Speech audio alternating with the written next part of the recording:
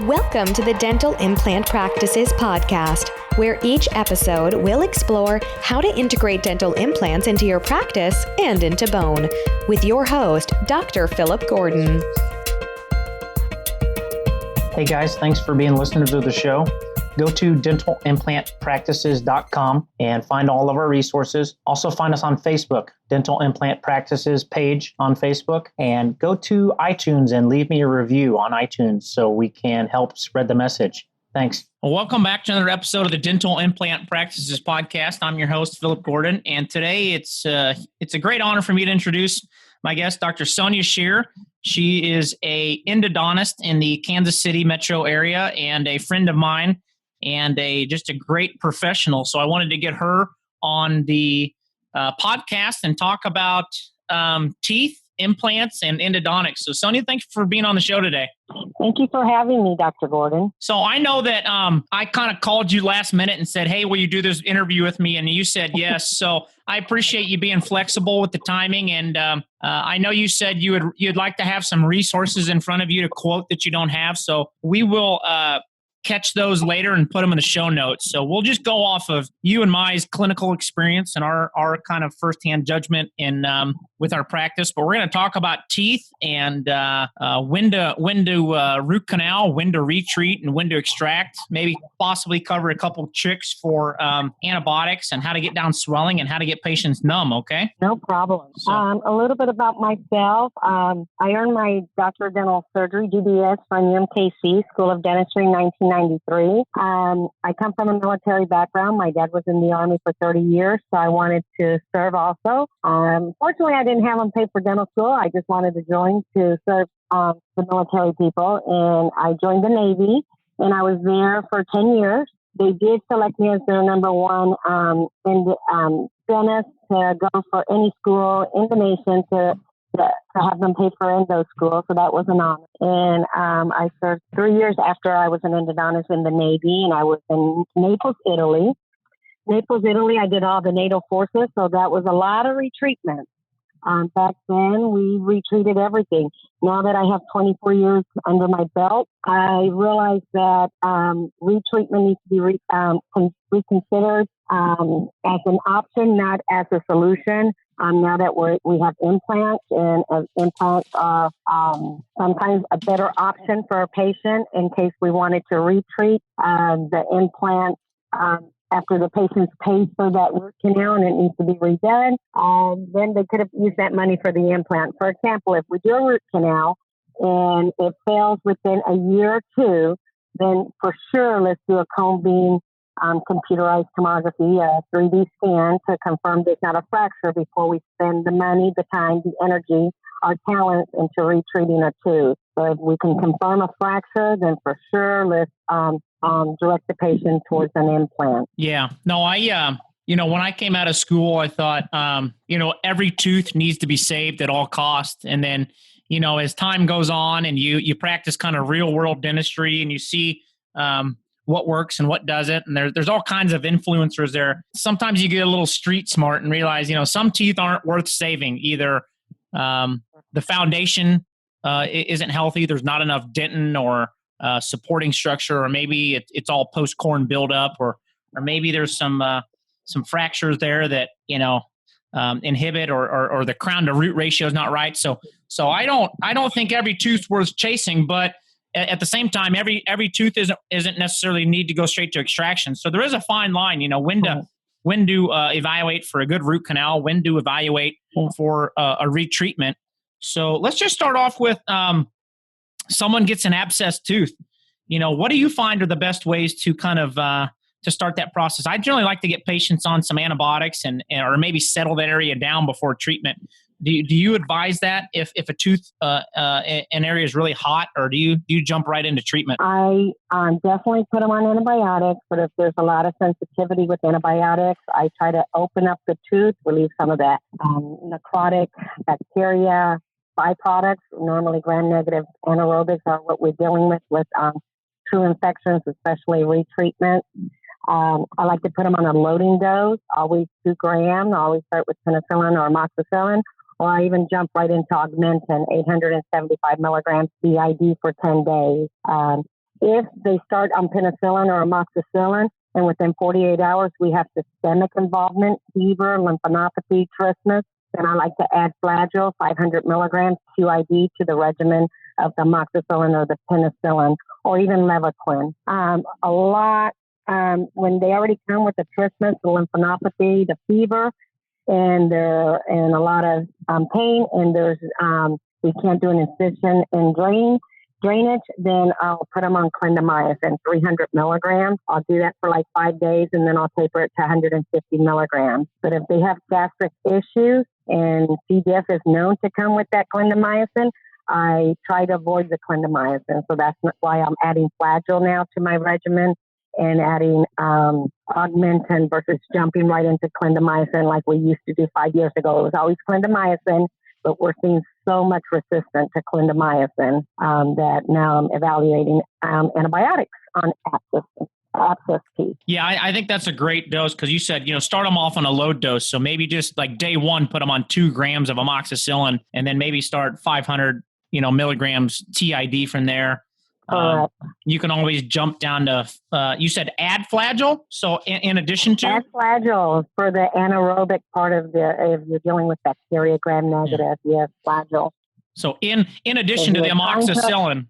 Yes. Yeah. And in addition to the amoxicillin, you're trying to make sure you're hitting the gram-positive, the negative, the cocci, the rods, the anaerobic, the aerobic bacteria. So to cover all that, add Flagyl to your existing amoxicillin or penicillin if you feel like there's systemic issues now. And then if it's draining, I don't finish that case in one visit. I strongly believe I don't want to. To me, the purpose of doing a root canal is to get success at the end. That's the bottom line. If I have to see the patient twice, I'm okay with that. I want success at the end. So there's a very large lesion or there's swelling, I do it in 2 visits. I medicate only with calcium hydroxide. I try to stay away from any medications that have any type of chemicals like eugenol or iodoform or anything like that. So I just want that pH to go up so the bacteria load goes down. Okay, great. So you'll maybe hit them with some strong antibiotics, then bring them in, open it up, drain it, treat with some calcium hydroxide to get the pH back. Maybe leave them open, or maybe just close it back up and continue antibiotic therapy, and then bring them back a second time to finish your appointment. Right? Yeah. I don't leave any tooth open more than 48 hours. Because studies have shown you leave it open, you're introducing a lot more bacteria into the area that you already had bacteria in. So now you have mixed bacteria. So now it's going to be harder for you to treat this abscess tooth. So unless it's draining as they're leaving, then I'll leave it open. But if it's not draining, I will close that case. I will not leave a tooth open. Yeah. Unless it's draining as they're leaving and it's still draining and it's a large lesion. And going back to retreatment, staying conservative on that access opening. When you retreat, unfortunately, the canal spaces get larger. That access space gets larger. We're looking for post. We're looking for the buildup. We're looking for a missed canal. So it's really important to stay conservative on the access so that way this tooth doesn't fracture after the retreatment. And that's what most people see. After retreatment, the tooth ends up breaking because the chamber's loaded with filling instead of tooth structure. Yeah. Now, what's your criteria of success for endodontic treatment? If there's a small lesion still present after at the apex, or if there's still radiographic radiolucency, but the pain, the tooth is stable and it's non-responsive. What's your evaluation of success now that there's 3D imaging and all these types of fillers? What constitutes a successful endodontic treatment? Patients have no pain. Yeah. There's no perulus or sinus tract, so there's no elevated tissue draining through the soft tissue, and the radiolucency is smaller. If the radiolucency remains right at the apex, we have to we don't know 100% if that is a breakdown or if that's scar tissue. So not every radiolucency around the apex needs to be retreated or considered failed. And some radiolucencies, depending on the size, can take 2 to 4 years to heal. So we monitor. But if the patient has no symptoms, there's no swelling, no perilous, no sinus tract, then we're considering it as it's healing, but we can't 100% say it's healed yet because we're still seeing a radiolucency around the apex. But Gotcha. we just monitor at a year's time. You should monitor if the lesion's very large. Another year, check it, and then very large lesions, like 3 to 5 centimeters, you can 3 to 4 years it might take to fill in the bone. Depends on the patient's immune system, patient's age, bone density.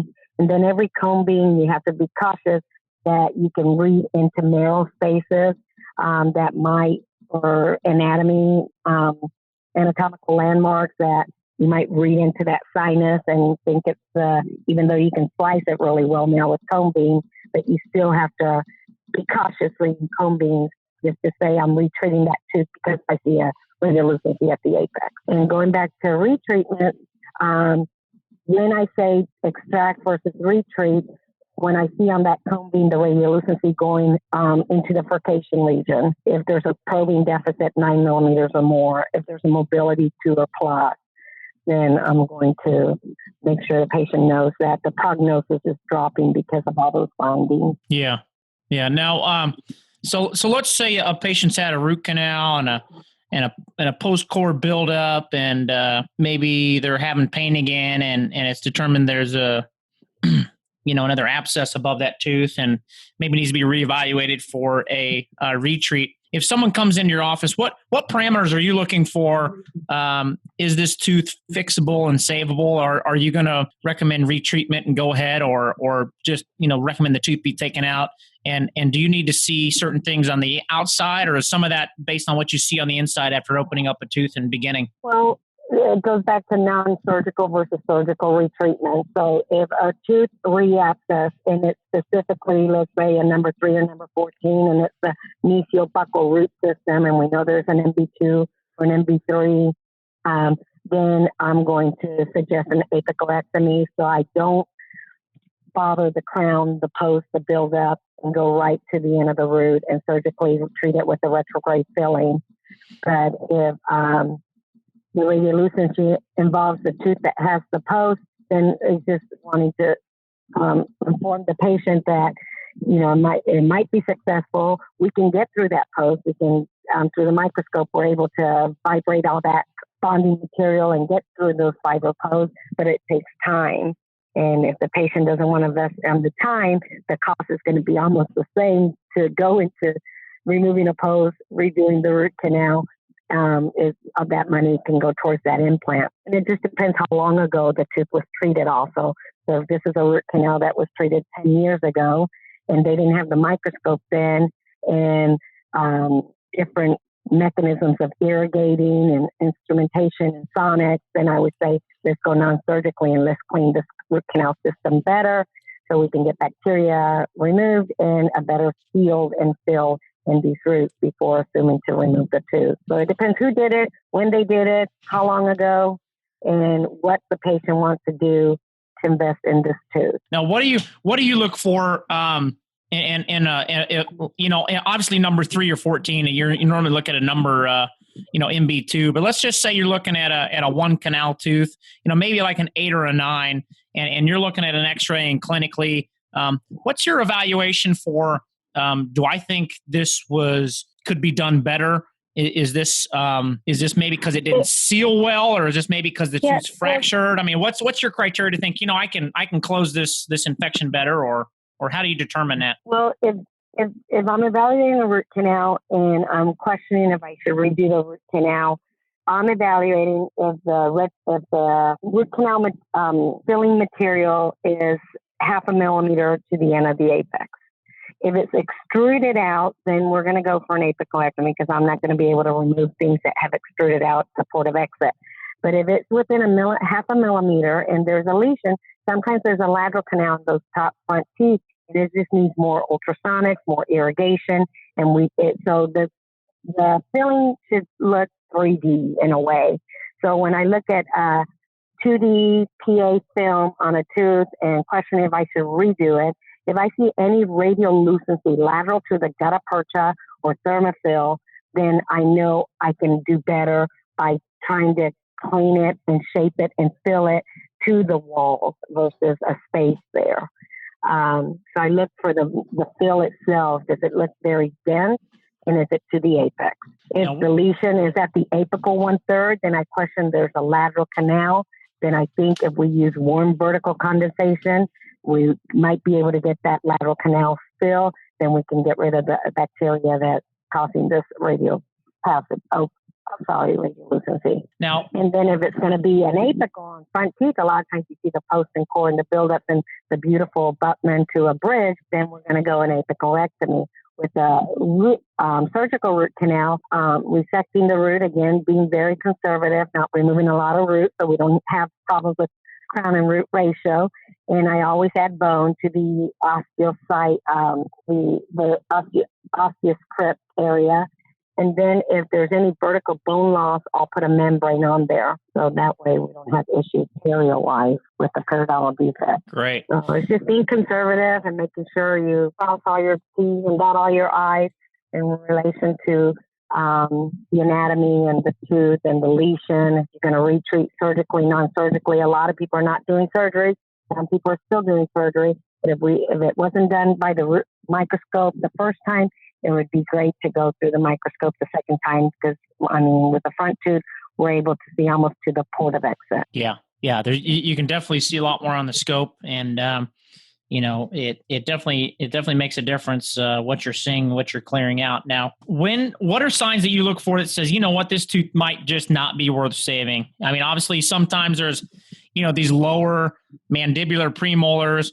Maybe they've had a root canal and a buildup and a core and a crown, and there's not a lot of tooth left, and the root canal looks good and it's reabscessing again. I mean, at what point do you say, hey, look, our time and money and predictability is better spent taking this tooth out, maybe bone grafting and coming back and doing an implant? If I question there's a separated instrument in the apical 1/3, I'm not going to go attack that. If I question the lesion has gone lateral to the mesial and distal, involving the furcation, so now the lesion's not just at the apical 1/3, but it's going up the root surface. If I question mobility, and if there's the filling is subgingivally further down than what if I start retreating this tooth and the crown comes off because the whole tooth is a filling, then does the dentist have enough tooth, really root, to rebuild this tooth? So if I question that there's no tooth structure and everything's below the gingival level, then it's not worth saving that tooth. Definitely agree on that. Sometimes, it's not just a matter of can we retreat the tooth successfully, but is there enough to, put a new crown or maybe a new buildup on and get proper retention and take the masticatory forces in the mouth. And, that can be compromised by a lot of issues. So what are the kind of most common failures for endodontic therapy? I mean, what do you see a lot of times? Actually, on lower molars, middle mesial canal. Those always, through the 24 years practicing, have had me second guessing.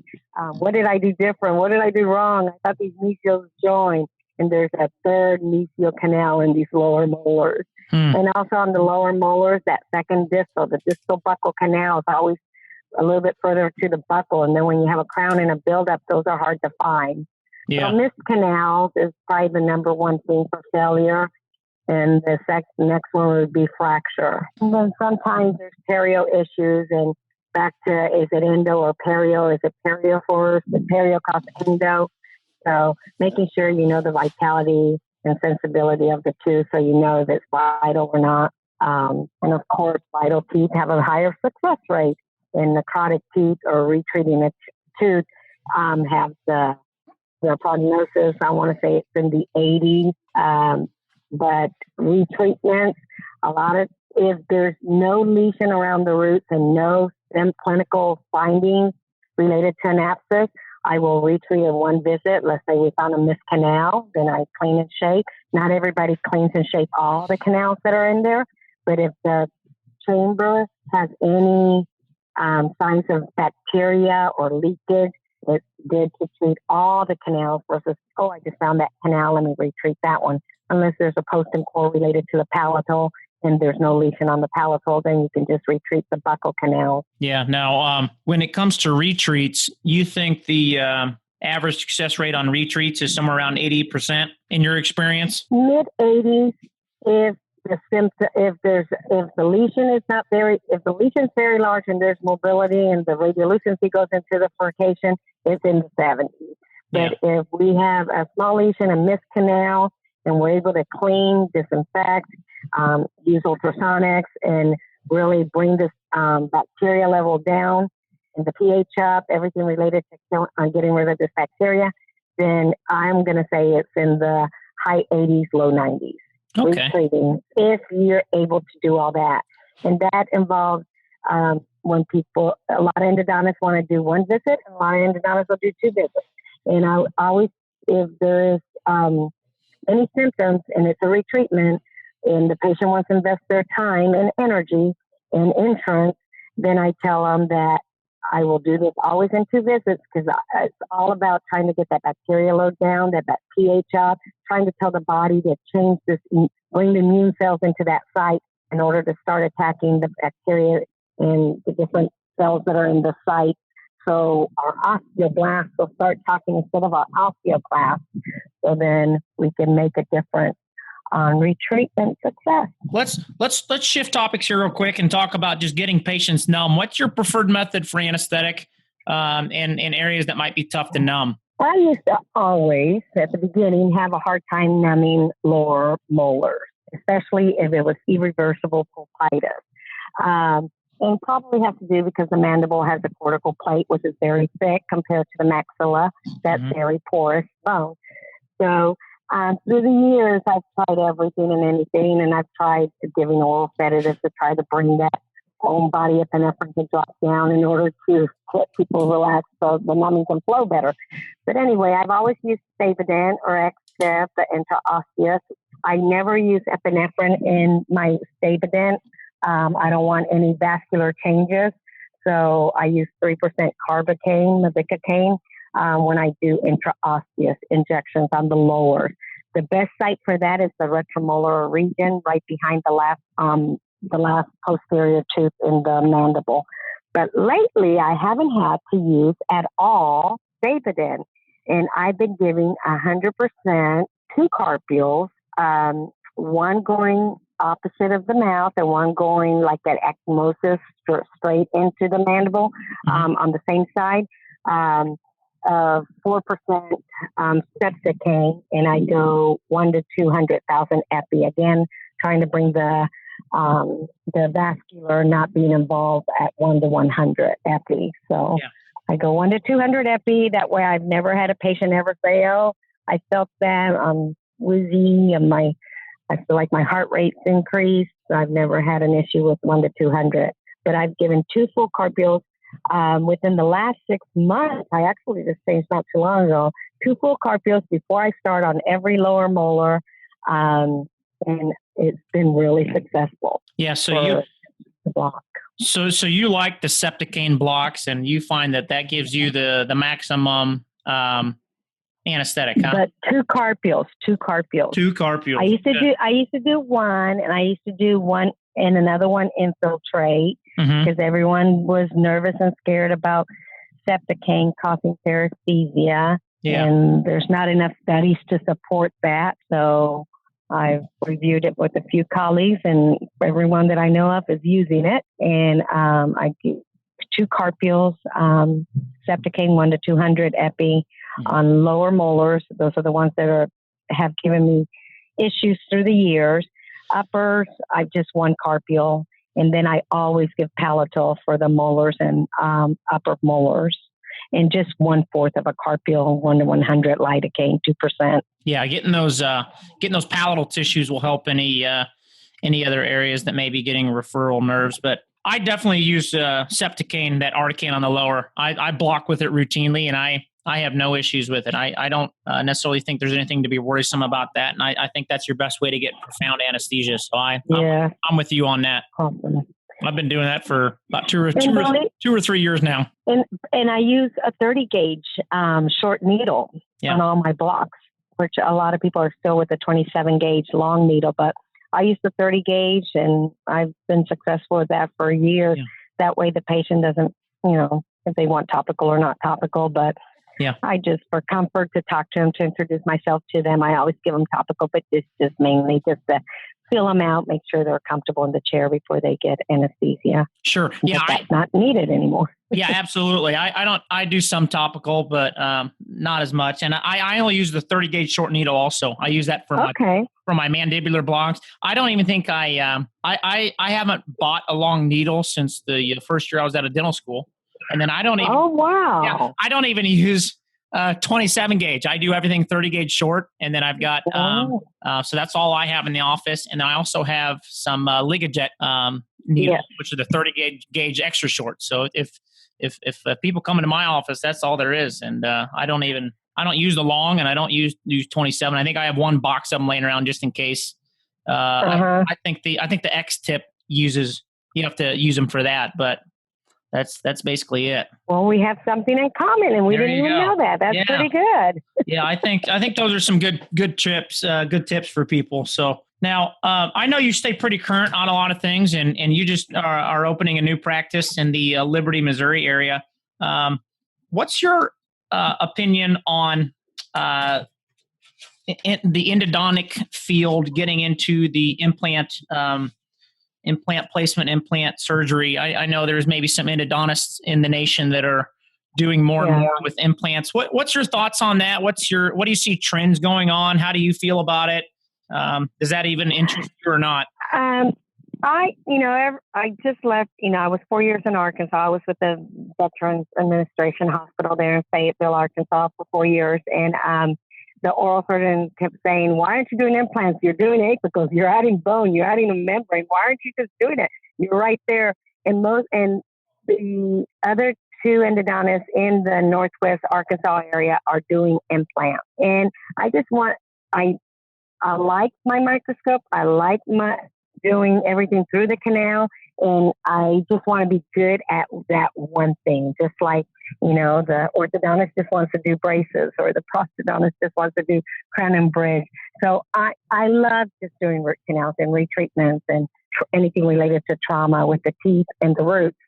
But if you learned it at school, most endodontic practices, are teaching, they're all pretty much teaching the implants. And if you're getting it in your grad level and you're getting training for it and you're getting your master's in it, then I think it's perfect. I mean, the endodontist is right there diagnosing the vertical fracture. Why not do the implant if they have the patient in the chair right then and there and they have the knowledge to do it? But been out since I graduated from endo school at University of Detroit Mercy back in 1999. I just didn't want to add new things to my office, and I chose to just let someone that does it more often to do it. But I'm not afraid not to try it, but I just don't have the interest right now for it.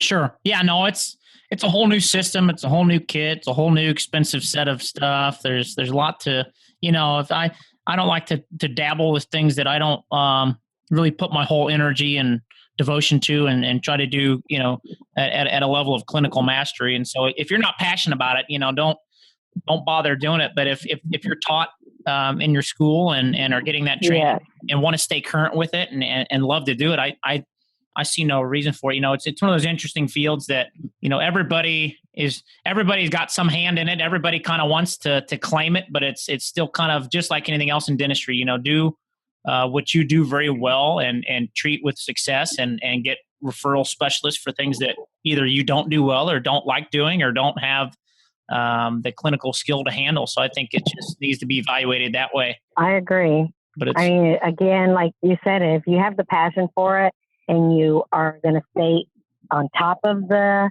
literature and on top of what's out there and not just, the implant rep told you this and this is what he said how to do it, then I say learn more about it and give the patient the best option of who is going to give them the best output and solution related to that implant versus just learning that anything.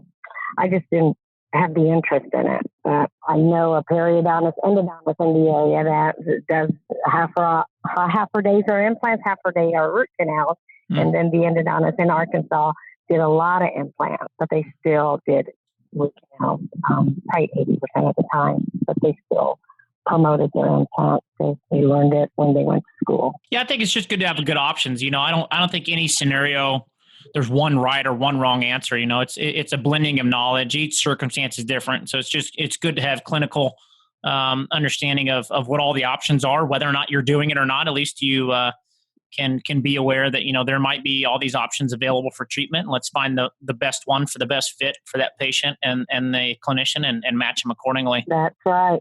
Patient needs to be part of the equation on treatment options and a treatment plan, and make them aware that they have options on where to go, and but that is offered at your office, and it's because you are trained by it and you know the system. Well, I think we've covered some pretty good ground here. I know I'm taking up some of your afternoon where you're trying to be productive, and I've got to go back and finish the second half of my day. So I appreciate you talking with me a little bit. I'll go back and we'll add some. We may add some reference notes to this, and to antibiotics and retreatment options. Yeah, and so we can put some things together that might be a good aid for some people to kind of keep in mind when they're doing their treatments. And we may follow up again one day once we come back full circle around. Once I'm more cleared in the mind, once my mind's more clear. Yeah. I'll start thinking of things, and then, please have me back, and I'm sure I'll come up with something else that would be interesting to talk about. Well, it's always a pleasure talking with you, and look forward to seeing your new place, and wish you the best of luck. And thank you for having me. Yeah, absolutely. It's always a pleasure to visit with you, and you're a great clinician, and more importantly, a good person. So it's always good to talk with you. Igualmente in Spanish. Same to you. All right. Well, thank you so much, and have a great afternoon. Bye-bye.